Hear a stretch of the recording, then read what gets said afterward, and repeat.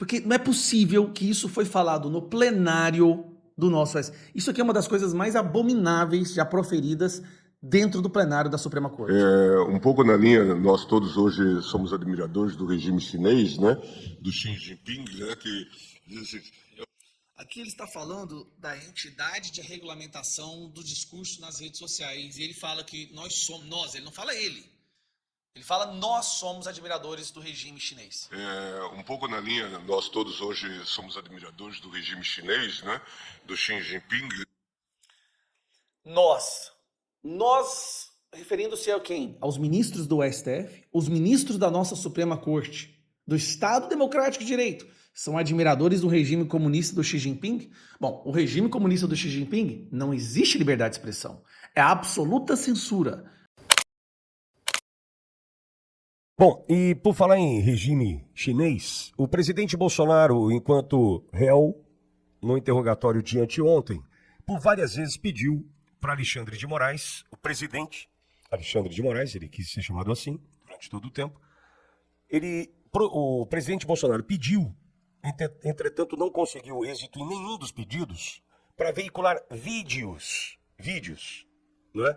Posso veicular um vídeo? Não, não foi autorizado. Não tem autorização. Não pode. Foram 11 vídeos no total que Alexandre de Moraes proibiu a veiculação desses 11 vídeos durante o interrogatório do presidente Bolsonaro. Auriverde juntou os 11 vídeos e vai mostrar para você já. Então, veja, nós juntamos os 11 vídeos que o presidente Bolsonaro pediu autorização para o Alexandre de Moraes, entretanto, negada a autorização, e Auriverde vai mostrar. Enquanto o Edson prepara ali, são 11 vídeos, vou colocar todos na sequência, são curtos, vou colocar todos na sequência para a gente poder entender o que o presidente Bolsonaro queria mostrar para o Brasil e o mundo, durante seu interrogatório. Muito bem, atendendo a pedidos, nós vamos veicular agora os 11 vídeos proibidos por Alexandre de Moraes durante o interrogatório do presidente Bolsonaro. Quais são os vídeos? O que Bolsonaro queria mostrar para o Brasil e o mundo durante o seu interrogatório, inclusive para alicerçar a sua defesa. O primeiro vídeo apresenta hoje o ministro do Supremo Tribunal Federal, Flávio Dino, que acusa existir fraude no sistema eleitoral após perder a eleição para governador do Maranhão. O senhor ficou em segundo lugar na eleição aqui para governador do Maranhão, por uma diferença mínima. Eu te pergunto, o senhor acredita que houve fraude? Houve várias modalidades de fraude, algumas já identificadas pela Justiça Eleitoral, pelo Ministério Público, pela imprensa, já foram anunciadas. E nós estamos nesse momento numa atitude de aguardar a ação dessas instituições, porque são fatos documentados, públicos e notórios, que abrangeram todo o período da propaganda eleitoral para distribuição de vantagens indevidas, a chamada compra de votos, meios ilícitos de propaganda, tudo isso podendo influenciar o resultado da eleição. O senhor não teve o apoio do presidente Lula e da candidata Dilma formalmente na sua disputa contra o PMDB, da outra candidata, e o senhor é de um partido da base. Há alguma mágoa? Mágoa pessoal não, mas há uma estranheza política, porque havia um entendimento dentro dessa aliança, dentro do comando da Aliança Nacional, de que o chamado duplo palanque seria respeitado. Ou seja, que quando houvesse 2 ou mais candidatos da base, haveria o acompanhamento da ação desses candidatos e o apoio a todos esses candidatos, na medida que há uma aliança nacional. E isso não foi observado no caso do Maranhão. Então nós temos tanto do plano local quanto do plano nacional, um sentimento de que, em relação ao PCdoB, não houve cumprimento desse acordo político celebrado nacionalmente. O senhor conversou com o Lula, com o presidente Lula ou com a candidata Dilma? Não, pessoalmente não, nem antes nem depois da eleição. E eles não te bem procuraram? antes da eleição, sim, quando ainda se discutia se haveria ou não a candidatura, mas após o processo eleitoral não. E eles não te procuraram? Não. Aí o primeiro vídeo, esse é de 2010. O segundo vídeo também traz Flávio Dino, hoje ministro do Supremo, vídeo de 2012, também criticando as urnas eletrônicas. eleitoral, parecia premonição, eu dizia, acolhendo uma proposição do PDT, de que havia necessidade de aprimorar o sistema de urnas eletrônicas no Brasil. E essa eleição, a qual eu vivenciei um ano depois, quer dizer, há um ano atrás eu já pensava assim. E hoje tive a oportunidade, não gostaria de ter tido, mas tive a oportunidade de ser vítima de um processo que precisa ser aprimorado, precisa ser melhor auditado, precisa ser melhor acompanhado, que é o sistema das urnas eletrônicas. Como é que se dá a votação eletrônica, como é que se evita o eleitor votando por outro, que foi esse debate no Supremo da carteira de identidade, que foi mal colocado, que foi mal posto. O Congresso estava certo ao exigir pelo menos o documento de identidade com foto. Por quê? Porque evita, diminui as fraudes, porque o caminho seguinte era a Justiça Eleitoral tirar daquele livro de eleitores o número do título. Porque é o número do título ali que permite que o mesário vote pelo eleitor que não foi, ou pelo eleitor que morreu.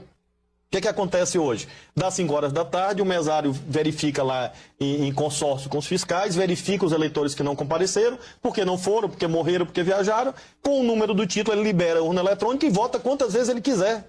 Então esse é um tema da maior gravidade. E nós estávamos certos na elaboração da lei. Bom, e esse foi o segundo vídeo. O terceiro vídeo, nós vamos agora ao ano de 2015, quando Jair Messias Bolsonaro e Rodrigo Maia celebram a aprovação do voto impresso. O Congresso derrubou o veto do voto impresso. Meus cumprimentos ao deputado Rodrigo Maia, relator do projeto da reforma política, onde acolheu a nossa emenda. Para 2018, a certeza de não mais existirem as fortíssimas suspeitas de fraude por ocasião das eleições. E agora na reforma política eu tive a oportunidade de relatar a emenda constitucional e agora o projeto de lei, em que tive a oportunidade de incluir a questão do voto impresso por ideia, proposta e trabalho do deputado Jair Bolsonaro, que no início desse debate talvez tenha sido um dos poucos deputados que acreditava que nós pudéssemos incluir na emenda constitucional e depois no projeto de lei que tive a oportunidade de também relatar. Então quero agradecer ao deputado Bolsonaro, agradecer ao plenário. A decisão de derrubar o veto do voto impresso é uma vitória da sociedade brasileira que pode ter o direito, a partir das eleições de 2018, de recontar qualquer uma das urnas. No quarto vídeo, Carlos Lupe, presidente do PDT, que até há pouco era ministro da Previdência Social, fala sobre o voto. Sem impressão do voto, não há a possibilidade de recontagem. O vídeo é de 2021. Desde o surgimento da urna eletrônica 25 anos atrás, nosso líder, nossa referência do partido, Leonel de Moura Brizola, já defendia uma coisa simples de se fazer, a impressão do voto. Para que possa votar lá, apertar o númerozinho do seu candidato, apertar o 12, você vê aquele papelzinho como se fosse esse papel que a gente, quando paga um cartão de crédito, tem como recibo, cair numa urna transparente e ficar ali guardado. Quando se tiver desconfiança, quando tiver uma votação muito diferente de locais, você pode conferir esse voto. Esse é o segredo de toda a democracia no mundo. A possibilidade de recontagem, a possibilidade de conferência de voto. Hoje, algumas pessoas mais à direita querem defender a impressão do voto. Não é porque eles estão hoje defendendo que nós vamos deixar de defender aquilo que para a democracia é salutar. Já foi aprovado, inclusive, no Congresso Nacional. E o tribunal não quis fazer porque disse, na época, que não tinha recursos para fazê-lo. Não tem recursos maiores para garantir a própria liberdade de expressão e a democracia do que investir na conferência do voto através da sua impressão. Nós do PDT, através do nosso líder Leonel Brizola, fomos quem primeiro falou isso e temos coragem de claramente dizer a todo o povo brasileiro: sem a impressão do voto não há possibilidade de recontagem. Sem recontagem, a fraude impera. Vamos agora a 1º de novembro de 2022. É o quinto de 11 vídeos, esse é o número 5. Eles vão sentir saudade da gente, fecha aspas, frase dita numa coletiva de imprensa. Nós vamos recordar agora.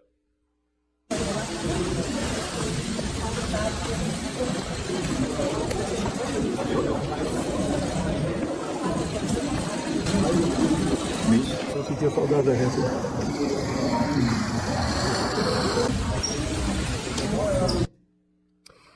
O sexto vídeo traz o presidente Bolsonaro alertando para manifestações pacíficas pelo Brasil no Palácio da Alvorada. Vídeo também do dia 1º de novembro de 2022. As manifestações pacíficas sempre serão bem-vindas. Mas os nossos métodos não podem ser os da esquerda, que sempre prejudicaram a população, como invasão de propriedades, destruição de patrimônio e cerceamento do direito de ir e vir. No dia seguinte, 2 de novembro de 2022, Ciro Nogueira anuncia a transição de governo. Vamos acompanhar. O presidente Jair Messias Bolsonaro me autorizou, quando for provocado, com base na lei, nós iniciaremos o processo de transição. A presidente do PT, segundo ela, em nome do presidente Lula, disse que na quinta-feira será formalizado o nome do vice-presidente Geraldo Alckmin. Aguardaremos que isso seja formalizado para cumprir a lei no nosso país. Aí então, Ciro Nogueira. No mesmo dia, 2 de novembro de 2022, lembrando que nós estamos mostrando aqui todos os vídeos proibidos por Alexandre de Moraes de serem veiculados durante o interrogatório do presidente Bolsonaro na última terça-feira. Nesse 8º vídeo, são 11 no total, o presidente Bolsonaro fala para os caminhoneiros: desobstruam as rodovias e não pensem mal de mim.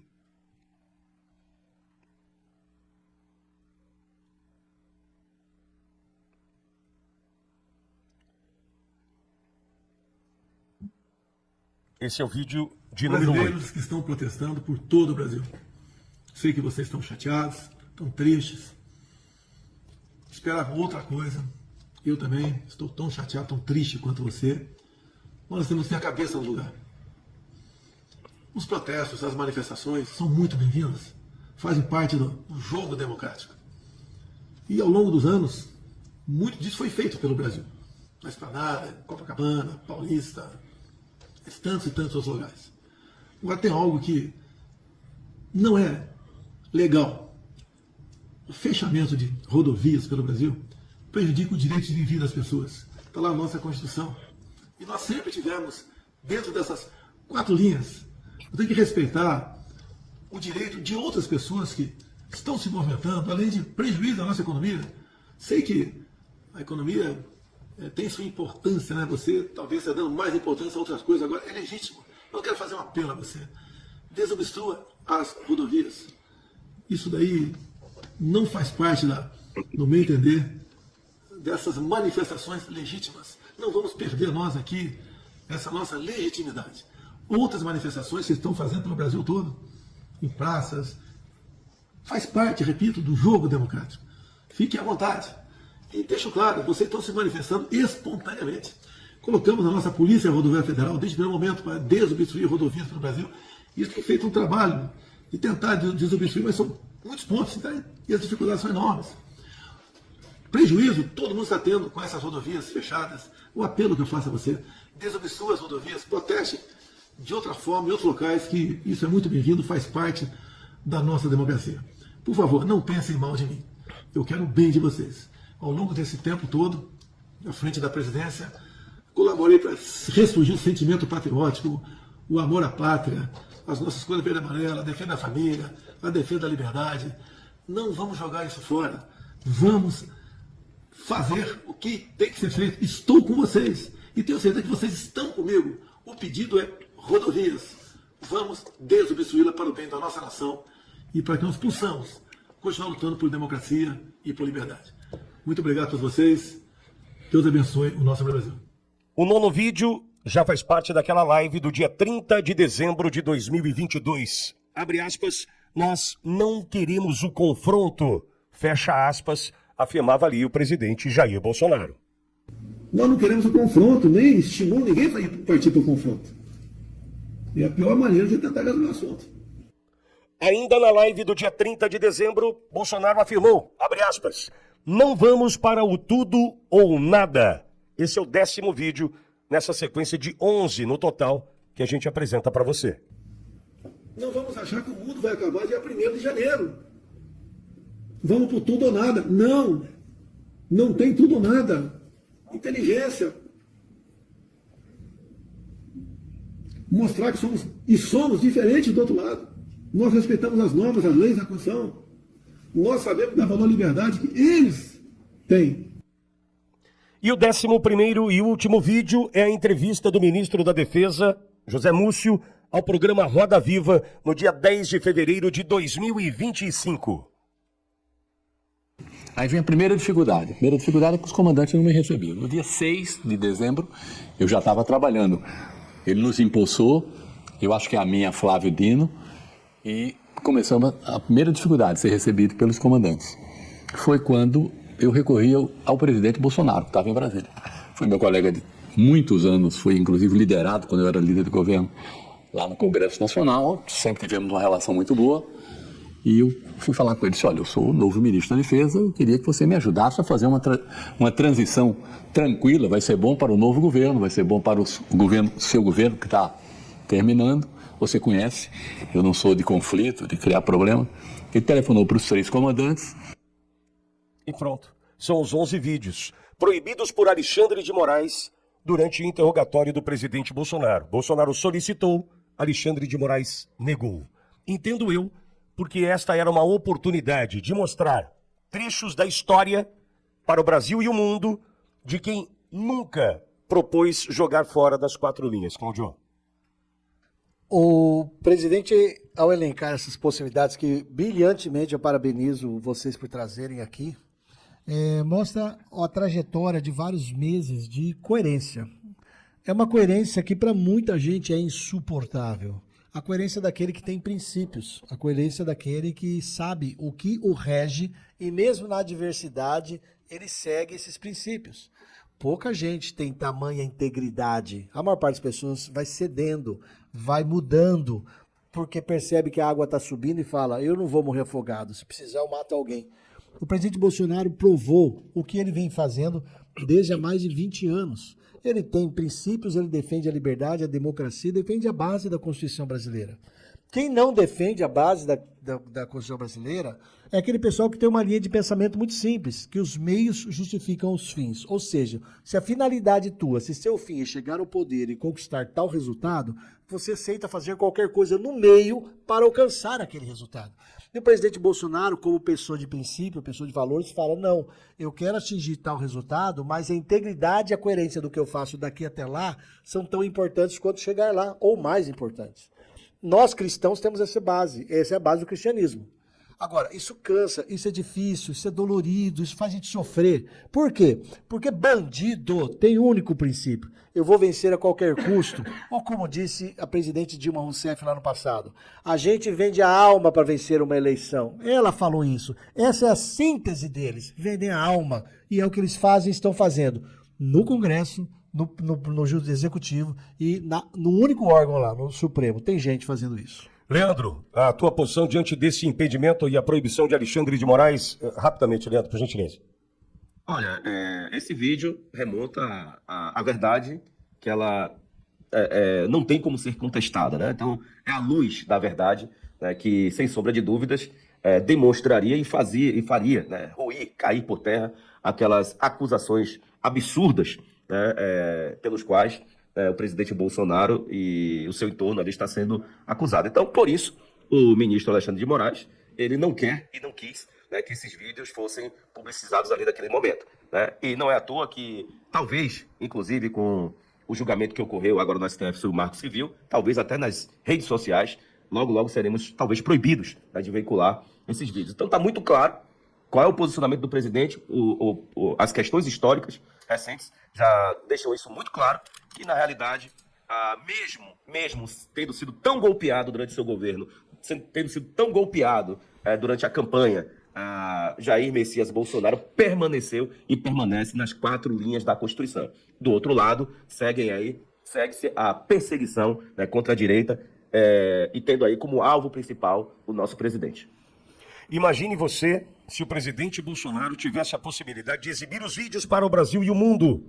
Desmontaria mais uma vez, a exemplo do que conseguiu o Fux, com as suas perguntas dirigidas a Mauro Cid, por exemplo, ou o infeliz Paulo Gonet, né? Diante do que se dispôs a fazer ali, passar vergonha no débito e no crédito, os vídeos também ajudariam a desmontar a narrativa do golpe que nunca existiu.